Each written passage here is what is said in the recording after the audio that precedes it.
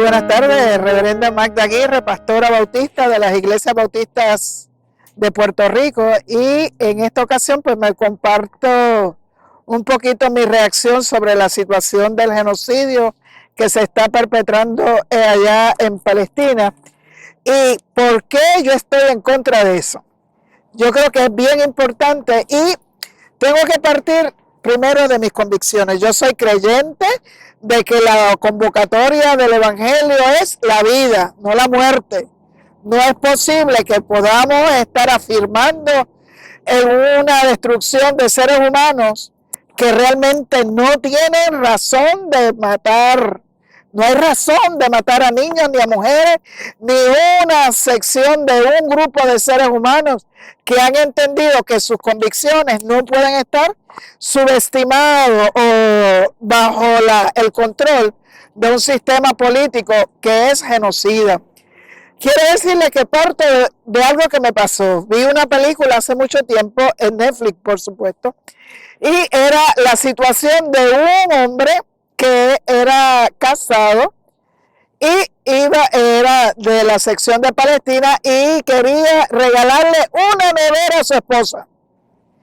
Y para poder llegar tenía que pasar por todo el proceso de ser cotejado para poder llegar a comprar la dichosa nevera. Y la sensación de desesperanza cuando el sistema realmente lleva a un grupo de seres humanos a quedar como si fuera un campamento controlado por los israelitas, donde evitan que los palestinos tengan libre acceso a la tierra que le pertenece desde el principio. Porque yo sí creo, y siempre me lo cuestioné como creyente, cuando yo empecé a leer la Biblia y el Antiguo Testamento, me cuestioné cuando supuestamente Dios le dijo a Abraham: vete a la tierra que yo te mostraré y allí vas a fundar. Vete. Entonces, donde la tierra que luche fluye leche y miel. Pero para llegar a ese lugar había ya gente que pertenecía a la gente allí. ¿Cómo es que voy a sacar a los que están allí si ellos ya estaban antes que yo? Bueno, ese es otro cantar, teológicamente hablando.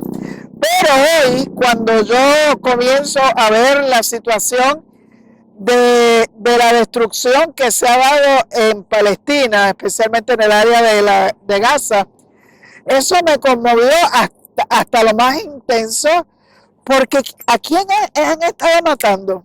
A los niños, el futuro de una nación. Y cuando uno ve la tragedia de esos niños y niñas que no tienen posibilidad y no hay posibilidad, pues entonces yo como cristiana decididamente tengo que decir no al Estado de Israel como si fuera el que tiene el control de todos los seres humanos. No puede ser. Tenemos que respetar la vida y esa sana convivencia de los seres humanos. Por eso ese principio de respeto a la vida, de lograr que aquellos que han vivido por siglos en sus tierras tengan la oportunidad de vivir en paz y en armoniosa relación con los demás. Por eso hoy yo como cristiana entiendo que no puede haber un Estado palestino si no se reconoce que Israel ha invadido lo que le pertenece a los palestinos. Yo creo que es importante volver a decir no a la matanza, no a la muerte, libremos a Palestina, porque el Estado judío no es religión, es un Estado controlante políticamente para mantener el control de una zona que no le corresponde. Por eso yo como creyente, como mujer de fe, estoy en contra del genocidio que se está perpetuando en ese lugar y confiamos que la decisión de las Naciones Unidas de reconocer a Netanyahu como un violador de los derechos humanos, que lo están buscando para meterlo preso, Dios quiere que pronto caiga y pueda ser testimonio de lo que ha hecho en contra de una nación que nada ha tenido que ver con lo que él ha hecho. Así que en esta hora simplemente yo como creyente, como cristiana, no estoy a favor de esta destrucción. El pueblo de Dios no mata, sino construye vidas. El pueblo de Dios aprende a vivir en cohabitar, en armoniosa relación y descubrir que todos tenemos nuestros espacios y a aprender a respetar nuestras diferencias. Por eso hoy más que nunca los invito a decir no a un genocidio, porque el pueblo de Dios no mata, sino construye vidas. Ese es mi lema. Tenemos que convocar a una llamada que vive Palestina y no al genocidio que se le ha perpetuado para controlar una tierra que no le pertenece a Israel, sino que es de los palestinos. Así que un abrazo, gracias por este espacio y confiamos que esta lucha que se tiene en ese lugar se libere pronto y podamos decir, viva Palestina libre e Israel, que aprenda a entender que no es el dueño del mundo, sino que tiene que sumarse, a someterse, a aprender a cohabitar en armoniosa relación con los demás, sin sentir que tiene que tener el poder y el mando. Esas es mis palabras. Dios me los bendiga. José Morales Meléndez, ministro presbiteriano del Presbiterio del Suroeste, radicado aquí en el Presbiterio del Noroeste, en Aguadilla, que le ha adoptado como mi pueblo desde 1980. Marta, como te estaba diciendo, toda esta controversia que hay sobre la situación en Gaza, en la Gran Palestina, donde históricamente lo que se conocía era el territorio de Palestina. Inclusive mucho antes de llegar los ingleses allí, en esta época, durante el siglo pasado, ¿no? Luego con todas las transformaciones. Bueno, el asunto es que hay toda una confusión, me parece a mí, con relación a el pueblo de Israel, el pueblo de Dios, la iglesia cristiana. Entonces hay unas mezclas teológicas y culturales, bueno, que ha generado en unas posiciones anticristianas, por decirlo claramente. Y haciendo un poco de historia, ¿no? Rebuscando, como dice el Evangelio de Lucas. Lucas es el escritor del Evangelio, es el único escritor del Nuevo Testamento que no es judío. Bueno, de toda la escritura, Antiguo y Nuevo Testamento, que no es judío. Lucas es de Siria. Lucas era un tipo de Siria que tiene la dicha de que conoce a Pablo, el apóstol Pablo, y se va relacionando con las ideas del cristianismo y algo del judaísmo.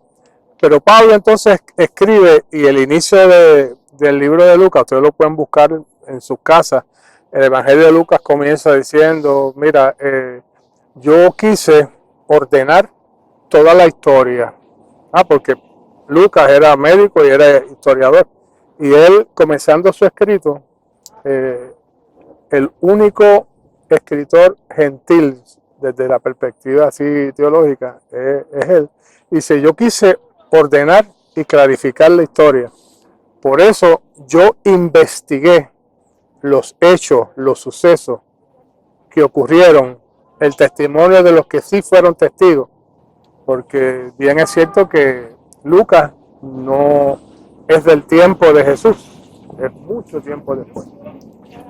Entonces Lucas hace una recomendación de que a todo esto hay que investigar. Con esto de Palestina, Israel y Gaza y toda esta masacre que está generando el Estado israelita, se han levantado unas posiciones llenas de falsedad y de mentira y de malas interpretaciones. Mira, sin remontarnos mucho en la historia, pero vamos por lo menos a 2000 años. Bueno, es en el año 70 después de Cristo, los romanos se cansan de los israelitas que tenían el dominio en la área de Galilea y en lo que se conocía como Palestina. Ahí vivían una gran cantidad de israelitas.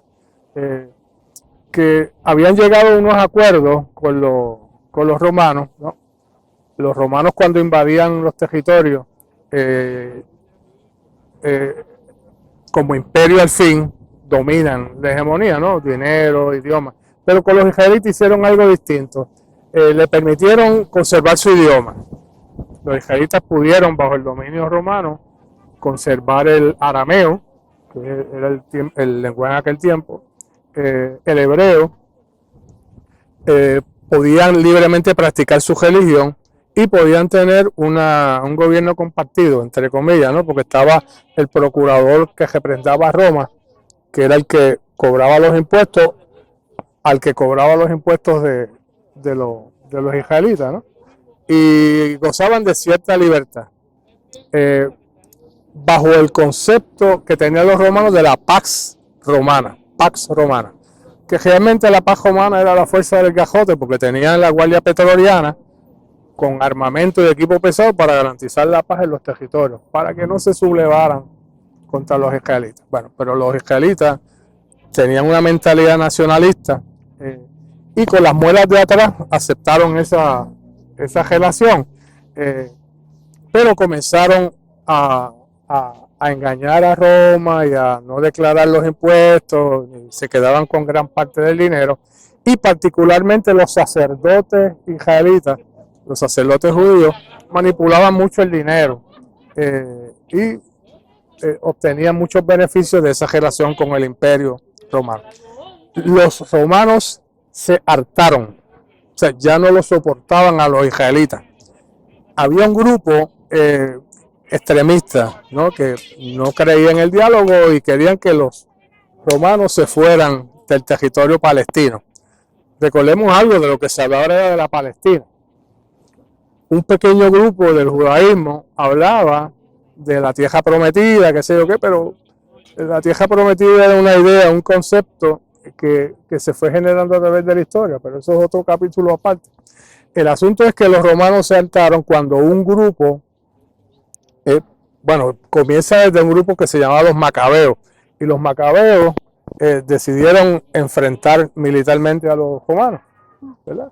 Y llegó el punto en que un general romano dijo, no, esta gente no entiende. Y lo que hicieron los romanos fue que vamos a buscar qué símbolo tienen los israelitas para destruírselo. Se dispersen y se vayan, no queremos bregar con ellos. Se acabó el acuerdo. Y entonces deciden destruir el templo judío que estaba en Jerusalén, un templo hermoso que había sido reconstruido porque había sido también destruido por otros imperios. Estaban los babilonios, los persas, que también reclamaban el mismo territorio que reclamaban los israelitas como tierra prometida. Pero en este tiempo Roma decide acabarlo y destruyen el templo israelita en el año 70. En el año 70 Roma saquea el templo, le lleva el oro, todas las piezas, lo destruye totalmente el famoso templo. Es la segunda vez que destruyen el templo israelita, aquel que había construido Salomón con todo su esplendor y gloria, fueron destruidos, y este que se levantó también en el año 70 fue destruido. Podríamos decir fin de la historia, ¿no? Porque ellos, los romanos, dijeron, mira, túmbenlo todo menos una pared. Hay una pared inmensa que tal vez muchos de nosotros, yo no sé si tú has ido a ese lugar, pero hay una pared que le llaman el muro de los lamentos. Y realmente es el muro de los lamentos porque la idea fue concebida por los romanos para que ellos se lamentaran, los israelitas se lamentaran de haber atentado contra el imperio romano. Dice, vamos a dejarle esa pared ahí, ese muro, para que de tiempo en tiempo lloren y se recuerden y se avergüencen de lo que les pasó por rebelarse contra Roma. O sea, que el muro de las lamentaciones, contrario a lo que nos enseñan, es un proyecto de los romanos para avergonzar a los israelitas. Ellos no les quedó más remedio que entonces hacer peregrinaciones a ese lugar. Eso fue en el año 70 después de Cristo. Y siguieron entonces viviendo, comerciantes, haciendo muchas actividades, practicando su religión, pero sin templo. Pero siguieron los movimientos en contra de Roma hasta que en el año 135 después de Cristo, en el año 135 después de Cristo, había un general romano que dijo, no, esta gente no aprende, hay que exterminarlo. Y en el año 135 después de Cristo viene una ofensiva del Imperio Romano y arrasa nuevamente contra todos los sectores del pueblo israelita. Y ahí se acaba, porque ahí ellos, Roma lo que decide es que hay que expulsar a los israelitas de Palestina. Ya estamos hablando del 135 después de Cristo. O sea, estamos hablando de más de 2000 y pico de años. En ese año fueron echados fuera todos los israelitas. Quedaron algunos sectores por allí haciendo cosas, pero oficialmente no había pueblo judío en Israel desde ese momento, 135 años. ¿Qué hicieron los israelitas? Pues entonces se fueron para Siria, se fueron para los distintos lugares de aquellos tiempos. Como te iba diciendo, pues en el año 135, el pueblo judío, israelita, bueno, hay que aclarar, está el pueblo israelita y está el judaísmo como religión, ¿no? El pueblo israelita fue expulsado de los territorios de la Gran Palestina, que era como se conocía, donde había una presencia de distintos grupos, jebuseos, bueno, una cantidad de grupos que convivían en ese lugar, todo del estirpe árabe, porque todavía el Islam como tal no se conocía, porque es a partir de cuando surge la figura de Mahoma, ¿no? Entonces, a partir de ese año 135 fueron expulsados del territorio de la Gran Palestina, y por eso es que hay presencia judía en España, en Rusia, en Alemania, en Francia. Luego, con el pasar de los años, pues terminan acá en Sudamérica, en Argentina, en Chile, en todas las partes del mundo.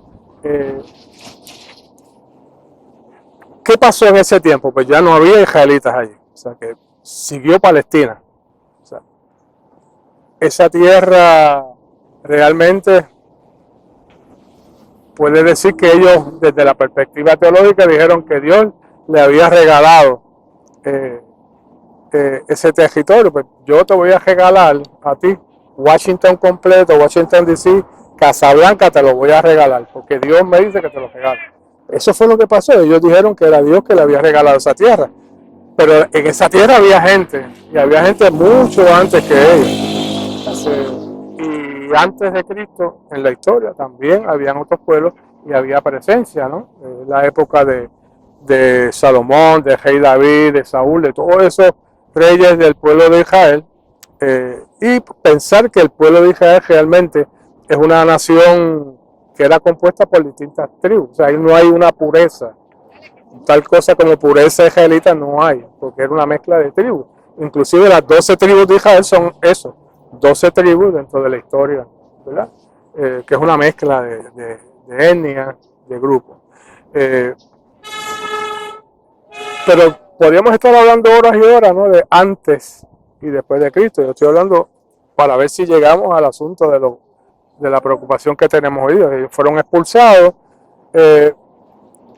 ¿Quiénes dominan entonces esa área? Después que sacan a los israelitas de ese territorio, pues se quedan obviamente los palestinos, pero el concepto palestino también es un núcleo de seres humanos que vienen de distintas etnias, de distintos grupos, ¿no?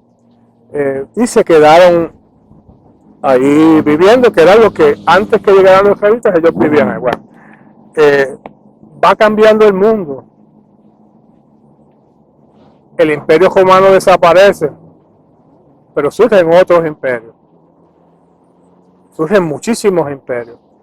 Y por alguna razón, todos los imperios mostraban un interés en ese territorio, porque obviamente, geográficamente, está al lado de los grandes cuerpos de agua que permiten el acceso de un lugar a otro, de comerciales, ¿no? Pero en sí el territorio como tal no era rico.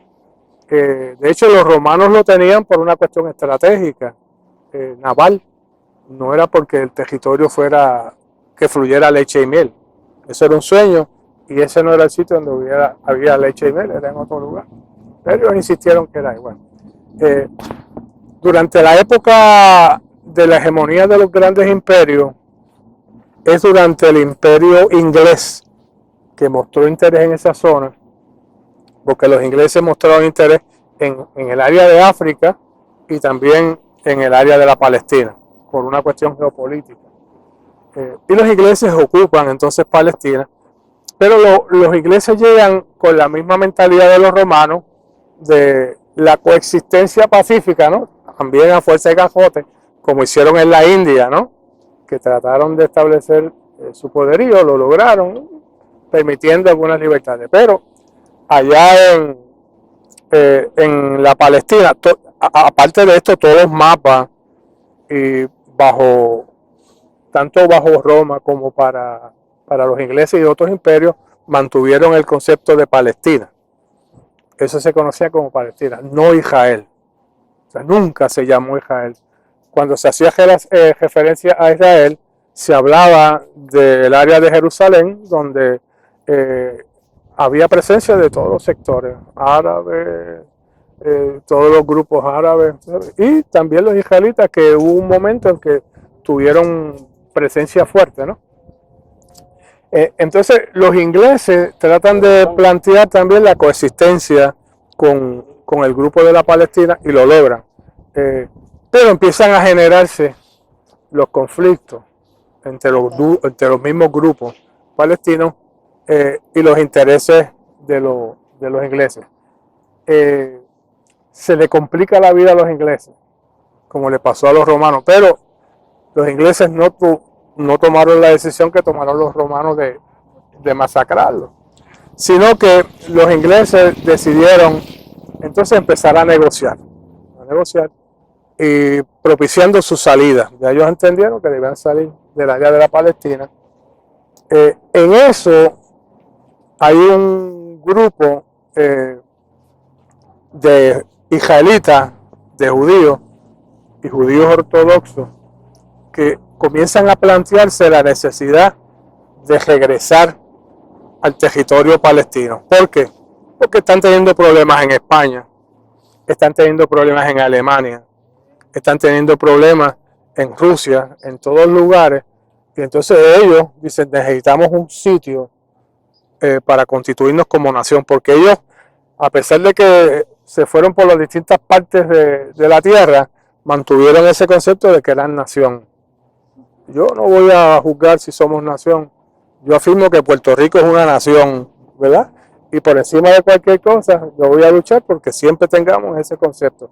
Pues los israelitas probablemente hicieron lo mismo y comienzan a regresar al área de Palestina y se les complica la vida a los ingleses porque empiezan a llegar la medida que los españoles, hubo una gran expulsión de judíos de España y de Rusia, a nivel de persecución para matarlos, porque eran considerados plagas, ¿verdad? Porque eran diestros en comercio, en habilidades, bueno, buenos comerciantes. Entonces, los ingleses pues empiezan a ser flexibles. Estoy dando unos saltos en la historia abismales, ¿no? Pero para efectos del tiempo. Entonces, los israelitas que llegan al área de Palestina bajo la injerencia de los ingleses, llegan con dinero y empiezan a comprar terreno. Y empiezan a comprar el terreno a los palestinos que estaban allí. Como era una tierra que no era productiva, pues empezaron a vender los terrenos en un acuerdo. O sea, había un acuerdo de que podían coexistir palestinos e israelitas. Pero los israelitas empezaron a llegar, a comprar, y comienzan las luchas. La lucha entre quién iba a tener el control de esa zona de la Palestina. Y los los ingleses pusieron manos afuera. Los ingleses hicieron una propuesta a los grupos, le dijeron, mira, pueden coexistir, y le dice a los israelitas, mira, tienen que aprender a convivir con los palestinos, porque ustedes se fueron hace tiempo de aquí y ellos se quedaron. En eso estalla la famosa queja, ¿no? Primera Guerra Mundial, Segunda Guerra Mundial. Y como los alemanes habían planteado la exterminación de los israelitas, eso es una incógnita en la historia, muchos israelitas entonces se movieron. Fíjate que estoy siendo cuidadoso al hablar de israelitas y de judíos, son dos cosas distintas. O sea, todos los judíos pueden ser israelitas, pero no todos los israelitas son judíos, porque el judaísmo es una religión que sí tiene miles de años de historia. Y uno no puede mezclar el concepto político con el concepto religioso del judaísmo con la nación de Israel. Se le hace un planteamiento a los ingleses, le hacen un planteamiento a estos grupos que se organizan de los israelitas y dicen, mira, vamos a hacer un territorio donde estén los palestinos y donde estén los israelitas. La convivencia de dos naciones. Eso surge bajo la hegemonía de los ingleses.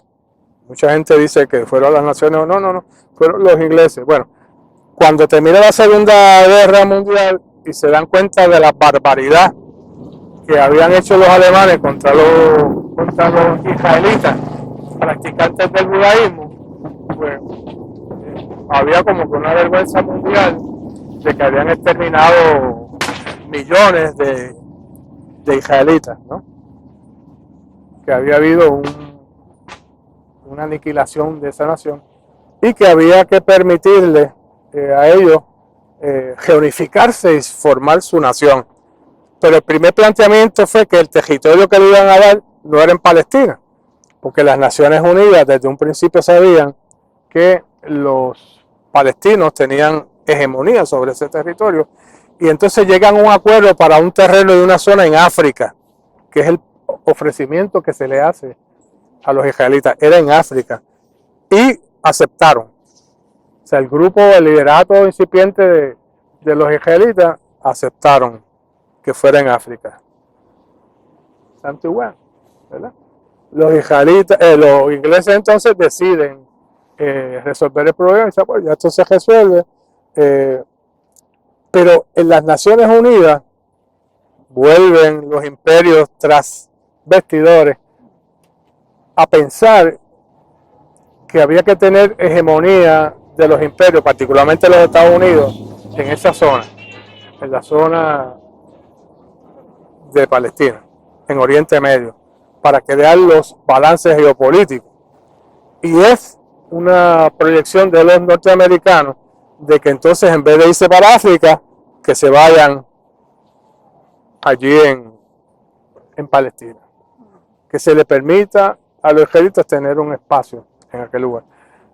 ¿Qué pasa? Que entonces yo quiero volver a mis raíces y las raíces de los israelitas estaban en esa zona, no necesariamente en el mismo medio de Palestina, pero en esa área.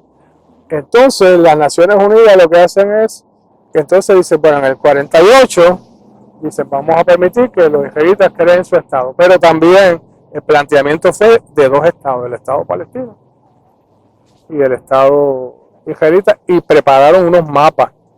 Los mapas están los altos del Golán, le tocaba a los palestinos, las fronteras enormes con otros sectores le tocaba a los palestinos, y el área limitada de Israel estaba configurada en aquel lugar. El gesto es historia, ¿no? Los imperios siguieron alimentando el Estado judío, aceptan lo que sirven en las Naciones Unidas, pero lo interesante fue que durante las votaciones para determinar si los israelitas se establecían en la zona de Palestina, perdieron. Cuando hicieron el conteo, le faltaba un voto. O sea, la primera votación las Naciones Unidas votó en contra de que se estableciera el Estado judío. Y se formó un cabildeo y ya estaba por cerrar todo. Y ya ustedes saben, el imperio compró finalmente el voto que necesitaban y lograron pasar la famosa resolución para que entonces se permitiera el Estado israelita. Y comenzaron a llamarle el Estado judío, lo cual es un error porque lo que se dijo era que era el pueblo israelita, no el judaísmo. Y ahí empieza el primer problema. Ese cambio de posición, por quien fue patrocinado, fue por los grupos que ya se estaban formando en los Estados Unidos, los grupos fundamentalistas, que comienzan en los años 30 en los Estados Unidos con lo que ellos llamaron el Gran Avivamiento, donde rompieron con el cristianismo aquel europeo, ¿no? de los pentecostales, no tanto pentecostales, grupos de avivamiento, entre ellos están los pentecostales, fomentaron la idea de que el Estado que se estaba creando en la Palestina era el Estado judío, el Estado, el pueblo escogido de Dios. Es una mentira. O sea, el Estado judío o el Estado israelita no es el pueblo escogido de Dios. Son dos cosas totalmente distintas. Pasa que manipularon los conceptos geopolíticos y religiosos para decirle al mundo y lo compraron, ¿verdad? Lo compraron la idea de que entonces el pueblo que allí se había instaurado era el pueblo judío, que era el pueblo escogido de Dios. Y empezaron a echar, claro, en el papeleo se puso oficialmente el Estado de Israel, ¿verdad? Bien breve, formaron una coalición política, los israelitas, para ver quién iba a gobernar ese Estado incipiente mientras se relegó al olvido al Estado palestino, ¿verdad? Bueno, les digo lo siguiente, es absurdo, ¿verdad? Porque tratan de ahora, bueno, de ahora no, de hace unos años, de mezclar el cristianismo con ese Estado supuestamente judío. Y lejos de la verdad no tiene que ver nada. O sea, pensamos distinto, tenemos una interpretación distinta a judaísmo y cristianismo. Ellos siguen esperando un Mesías, nosotros declaramos que ya el Mesías llegó en Jesús. Ellos siguen esperando. Para decirle algo absurdo, miren cómo es que los grupos fundamentalistas alimentados por el imperio cambian la historia y cambian los preceptos teológicos. Los israelitas ahora, de hace algunos 50, 60 años para acá, están hablando de la reconstrucción del tercer templo. Se lo destruyeron el año antes de Cristo, se lo destruyen en el año 70, lo expulsan en el año 135 y recientemente empiezan a hablar de que las profecías dicen que se va a establecer un tercer templo. Y aunque ustedes no lo crean, ellos están preparando, déjenme decirle, el tercer templo es imposible que se pueda establecer porque ahí está la Meca dorada, la cúpula dorada, porque ese territorio cuando se dividió Israel en la Palestina, pues le tocó una parte a Israel, otra parte a los árabes y otra parte a los cristianos. Y entonces en la parte donde están los árabes, ahí ellos establecieron el gran templo o la mezquita es grandísima, más tienen otro, donde estuvo el templo. Y aquí está la muralla aquella que yo le dije que la muralla de la vergüenza, que le hicieron los romanos. Pues encima hay un monte, ahí está esa famosa, está la mezquita y está el lugar donde está una piedra. En esa piedra supuestamente fue donde Abraham iba a hacer el sacrificio de ofrecer a su hijo, porque Dios se lo había pedido, ¿verdad? Y para el Islam es un lugar sagrado porque Mahoma le dijo que ese era el lugar sagrado y ahí se construye. O sea que los israelitas dicen que ahí es que van a hacer el tercer templo. Ahí sí que va a haber una guerra tremenda si ustedes atentan contra la religión, ¿verdad?, del Islam. Y ellos dicen que no hay preocupación, están preparando, miren la cosa, están preparando unos sacerdotes, unos muchachos jóvenes, las vestiduras, porque ya pronto y que se acerca el tercer templo, y ahí van a hacer sacrificios. Bueno, ¿qué tiene que ver los sacrificios con los cristianos? Los cristianos no hacemos sacrificios. Ellos están cosechando unas vacas, que se llaman las vacas rojas, que es unas vacas criadas especialmente, que las están criando en el área de Israel, y las trajeron de Rusia, pues son una raza casi pura, y la están preparando pues, para el primer sacrificio que van a hacer ahí. Yo quisiera ver al Papa allí haciendo ese sacrificio de una vaca en el templo, porque es que no mezclan. O sea, el judaísmo, tenemos el Antiguo Testamento en común, porque el Antiguo Testamento nos habla de unas cosas, pero no. Entonces ellos dicen que ahí van, que ellos van a hacer el templo, o de dos maneras, por la fuerza, que ellos puedan expulsar a los árabes, a los palestinos de allí, o que Dios baje el templo hecho ya del cielo, y que va a bajar así del cielo, y va a caer allí en aquel lugar, y va a desaparecer el otro. Bueno, el que quiera creerse eso, que se lo crea, ¿verdad? Eso está en los libros de ellos. O sea que nadie lee, nadie interpreta, nadie se toma la molestia de ocultar en la historia. Claro, porque empezaron con la bolita de que el Estado de Israel es el Estado de Dios, el pueblo escogido de Dios, dando al traste con toda la teología cristiana, donde dice que no hay griego, ni judío, ni mujer, ni hombre, ni esclavo, todos son iguales. Y el pueblo escogido de Dios es aquellos que sigan las enseñanzas de Cristo.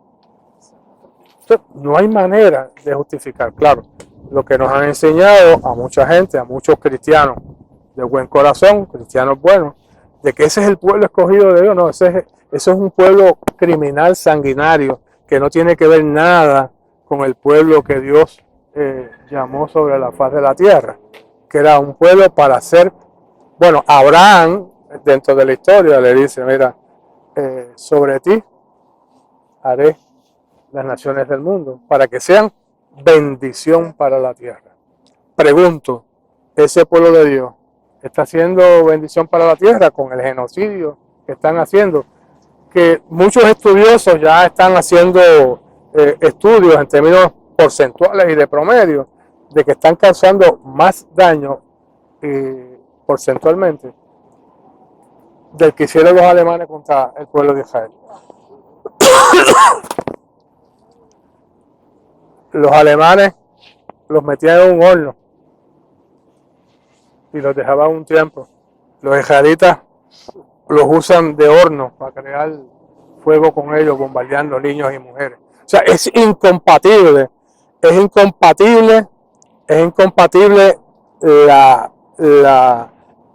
creencia de que el pueblo israelita, la nación esa que está ahí, es el pueblo escogido de Dios. Me falta un dato interesante. Cuando fueron a conformar el gobierno, en el 48, cuando le dieron ese territorio para construir su nación, cuando fueron a formar gobierno, no pudieron. El grupo sionista no tenía los votos suficientes y comenzaron a hacer alianzas. El gobierno que está actualmente en Israel es un gobierno de alianza.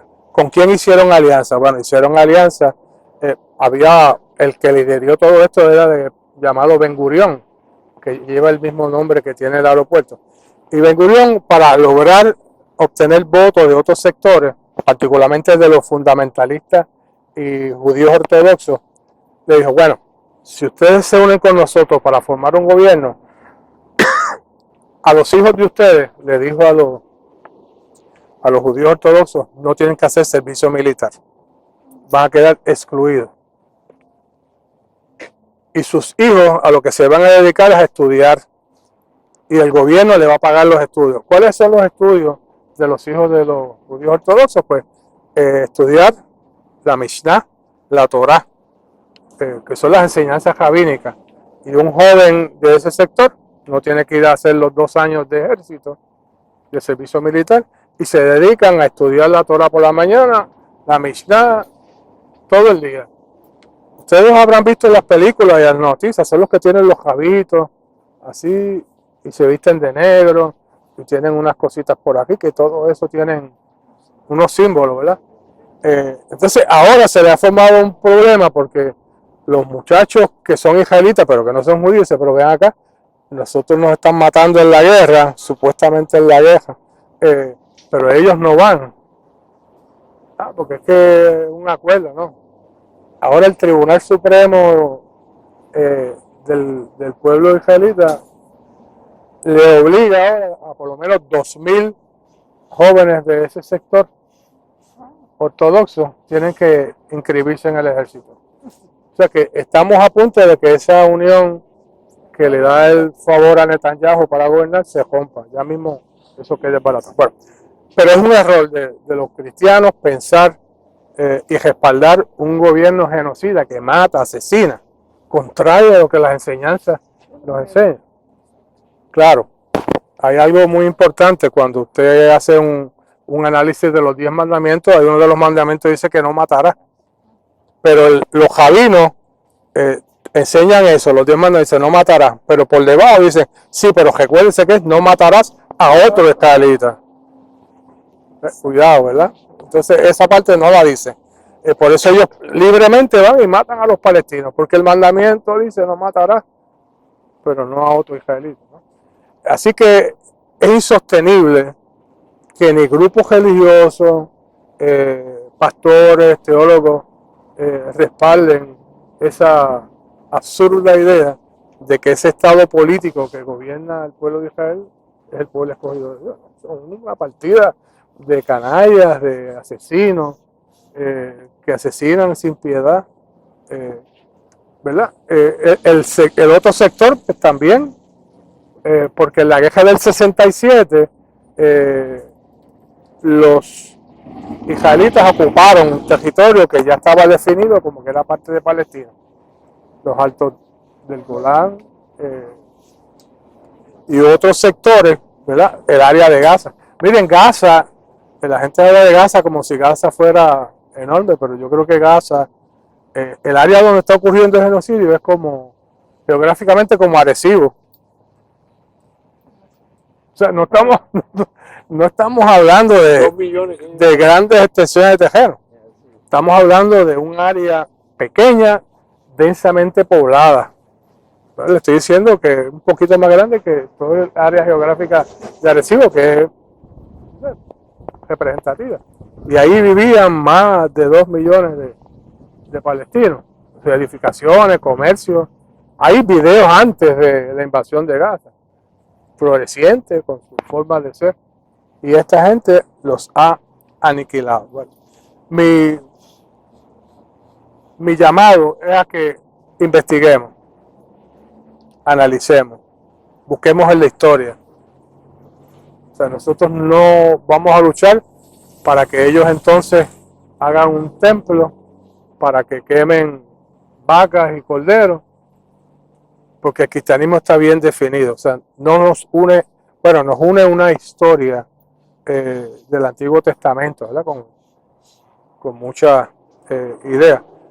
Recordemos algo, ¿verdad? Que también nos ha enseñado que la Biblia es como si hubiera bajado un ángel y le escribió ahí. Mira, la Biblia fue escrita por seres humanos como usted y como yo, que recogieron y escribieron la historia desde la perspectiva de ellos. Lucas le escribe, Juan escribe, Pablo escribe de las cartas. Pablo era ciudadano romano y era fariseo, era judío. Sin embargo, entendió que ese no era. Y Pablo claramente en las cartas dice, es que el pueblo de Dios somos nosotros los que hemos seguido a Cristo. O sea, hay una diferencia y es Pablo que lo dice. O sea, cómo entonces sectores tanto en los Estados Unidos, que es donde más se cuece esto, apoyan todo este genocidio, porque supuestamente están apoyando el cumplimiento de las profecías. O sea, no hay tal profecía. Yo quisiera que me citen una sola profecía donde diga que hay que matar niños, mujeres, destruir ciudades, cultura. No lo hay, no lo pueden producir. Y empiezan a inventar historias falsas. Así que el llamado mío es a que investiguemos y estemos conscientes, denunciemos ese genocidio, denunciemos esa matanza horrible, como la denunciamos en todas las partes, ¿verdad? Donde eso ocurra. Pero aquí es tan abismal. Estamos hablando ya de cerca de 70 o 80 mil muertos, más heridos 200, 300 mil, más la infraestructura, más potencialmente el daño, la posibilidad de reconstruir. En ese lugar va a tomar decenas de años.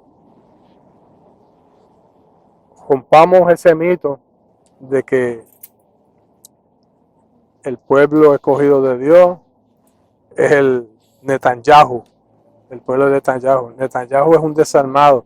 De hecho, fue declarado, ¿verdad?, por la Corte Internacional como criminal de guerra.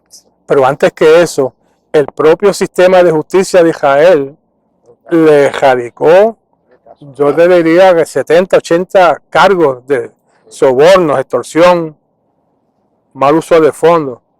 Y es como que él quiere entonces mantener la guerra para escaparse de lo que le espera. Sus días están contados en la historia, por más que traten de blanquear. Hay que tener cuidado con la manipulación. ¿Tú sabes? Aparece por allá Elon Musk, que es el hombre más rico del mundo, comprando esa idea, y por ahí te sigue sumando y sumando y sumando. Entonces, las religiones y los líderes religiosos del mundo callados, porque entonces es el imperio norteamericano el que está endosando todo esto que está ocurriendo ahí. Macron, el de Francia, se puso entonces a defender. ¿Qué pasó ahora? Está a punto de que lo saquen, porque el pueblo se ha rebelado. En Estados Unidos las marchas universitarias, ¿verdad?, en contra de esa guerra.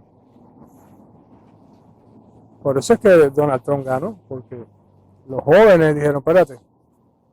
Y como Trump decía que iba a acabar la guerra, así que hay que romper con ese mito. Yo los exhorto a los que me están escuchando a que busquen, investiguen. Todo lo que yo he dicho, mira, quedó grabado. Búsquenlo en la historia si yo miento o es la realidad. Hay que romper con ese mito. Hay que aspirar a una paz en el mundo sin los Netanyahu, sin el judaísmo extremista y con cristianos extremistas, ¿verdad?, fundamentalistas que no creen en la libertad de los pueblos. Sí. Gracias. Pues mire, hermanos y hermanas, mire, este es un compañero presbiteriano, yo soy bautista y hemos aprendido que somos diversos, pero somos uno en el Señor.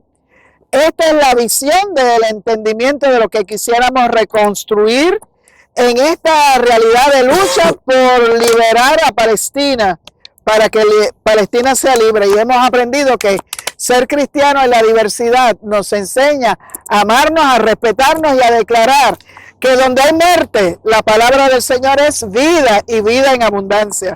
Por eso mi compañero aquí, presbiteriano, y yo bautista, pues hemos decidido estar reunidos alrededor de esta lucha a favor de defender la vida de aquellos hombres y mujeres, y especialmente niños, que han sido agredidos salvajemente por un Estado controlador y genocida. Así es que por eso estamos en esta lucha y no creemos en el Estado palestino que vive aterrorizado, sino que queremos que Palestina sea libre y soberana, como otros pueblos necesitan ser soberanos, y como nuestro país también queremos como puertorriqueños que sea soberano también. Ese es nuestro anhelo y nuestra visión de futuro. Justificar la muerte de miles de personas por conceptos religiosos es absurdo e inaceptable. Así es.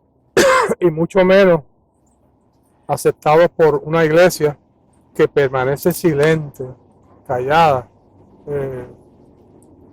Y muchas de ellas han comprado estas historias de fábulas y leyendas porque no se dedican a estudiar realmente las escrituras y la historia. Si supieran que antes de que Abraham dejara Ur de los Caldeos, Ah, sí. Había gente ahí en No, Palestina. Abraham realmente era un sacerdote junto con su padre en Ur de los Caldeos, que se dedicaban a adorar múltiples dioses. Y Abraham llega a la conclusión de que no es múltiples dioses, sino hay un solo Dios, y decide entonces salir de la tierra de Ur de los Caldeos. Toda la arqueología moderna, documentos que se han hallado, ya están planteando esa historia, ¿verdad? Y no estas fábulas que crean alrededor. Y cuando entonces Abraham llega, antes de salir, el edificio donde él trabajaba como sacerdote lo quemó. Y él sale de Ur de los Caldeos porque es perseguido. O sea, y por ahí se van creando todas unas teorías y unas leyendas, ¿verdad? Conceptos religiosos y cosas. Yo creo que a él se le perdió el GPS. Se confundió de territorio. Sus sueños y aspiraciones de crear un pueblo distinto, que eran nobles, ¿verdad? Porque a quién no le gustaría participar en la creación de un pueblo nuevo, ¿verdad? Y sobre eso se tejieron tantas ideas y tantos conceptos teológicos. Toda esa historia no es como ahora, que ustedes me están viendo por un video, ¿verdad? Y hay fe y constancia de que yo lo dije. En aquel tiempo fueron historias, y alguien escribió, y alguien escribió esto otro. Cuando llegan hay unas ideas religiosas, hablan de un diluvio, pero hay como 7, 8 grupos también que hablan de diluvio, que hablan de cosmología, de cómo se creó el cielo y la tierra. Eso no es de los judíos, eso es del mundo entero. Hay coincidencia en los relatos de la creación. O sea, no hay una verdad absoluta, ¿verdad? Y sobre eso se va a ir vanando ideas religiosas. Y usted puede ser de la idea religiosa que quiera tener, pero tiene que respetar a los demás y no puede montarse sobre sus ideas teológicas y religiosas para oprimir, asesinar y masacrar a otros pueblos que no creen como usted. Así que mi llamado es ese, a la tolerancia, a que nos entendamos, a que podamos convivir. Defender la vida, defender la vida. Defender la vida. Y especialmente de los que han sido prisioneros de un sistema que no le han dado la oportunidad de decidir por ellos mismos cómo decidir su destino. Yo creo que es importante que Israel aprenda a respetar la idiosincrasia de los pueblos, en este particular a Palestina. Así que nos unimos a llamado contra la guerra y también nos exactamente. No a la guerra. No a la guerra. Así es. Sino a la paz. Gracias. Gracias.